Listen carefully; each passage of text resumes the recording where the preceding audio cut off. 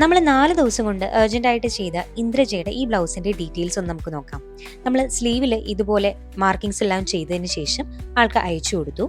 Already നമ്മൾ ചെയ്തു കൊടുത്തൊരു ബ്ലൗസ് ഭയങ്കരമായിട്ട് ഇഷ്ടപ്പെട്ടിട്ടാണ് ആൾ വന്നത്. അതിലും നമ്മൾ ക്രോസ് ലൈൻസ് ആണ് കൊടുത്തേക്കുന്നത്. പക്ഷെ ഇവിടെ സെയിം റിപ്പീറ്റേഷൻ വരാതിരിക്കാനായിട്ട് ചെറിയ ക്രോസ് ലൈൻസും അതുപോലെ തന്നെ ഇൻ ബിറ്റ്വീൻ നമ്മൾ ചെറിയ ബീഡ്സും കൂടി ഇൻക്ലൂഡ് ചെയ്തിട്ടുണ്ട്. ഫിയാൻസി എബ്രോഡിൽ നിന്ന് വന്നതിന് ശേഷം സാരി എടുക്കുന്നു എന്നുള്ള ഒരു കൺസെപ്റ്റ് ഉള്ളത് കൊണ്ട് മാത്രമാണ് ആൾക്ക് അർജന്റ് ഓർഡർ ആയിട്ട് തരേണ്ടി വന്നത്. അതുകൊണ്ട് തന്നെ നമുക്ക് റേറ്റിൽ ഡിഫറൻസ് വന്നിട്ടുണ്ട്. ഓരോ സ്റ്റേജിലും കസ്റ്റമറിന്റെ ഇഷ്ടവും നോക്കും, അതുപോലെ തന്നെ നമ്മൾ നേരത്തെ ചെയ്ത ഡിസൈൻസിൽ ഒന്നും തന്നെ റിപ്പീറ്റ് ചെയ്യാതിരിക്കാനും നോക്കും. അതുകൊണ്ട് തന്നെ ഏത് ഹാങ്ങിങ്സ് വേണമെന്ന് നമ്മൾ ആളോട് ചോദിച്ചതിന് ശേഷം നമുക്ക് 2 ടൈപ്പ് ഓഫ് ഹാങ്ങിങ്സ് കൊടുക്കാനുണ്ടായിരുന്നു. സ്ലീവിൽ നമ്മൾ ബ്യൂട്ടിഫുൾ ആയിട്ടുള്ള ഈ ഒരു റെഡ് ഹാങ്ങിങ്സ് കൊടുത്തു. ബാക്ക് സൈഡിൽ കീ ഹോൾ വരുന്നിടത്ത് നമ്മൾ ഗോൾഡൻ ഷെയ്ഡിലുള്ള ഒരു ഹാങ്ങിങ്സ് ആണ് കൊടുത്തത്.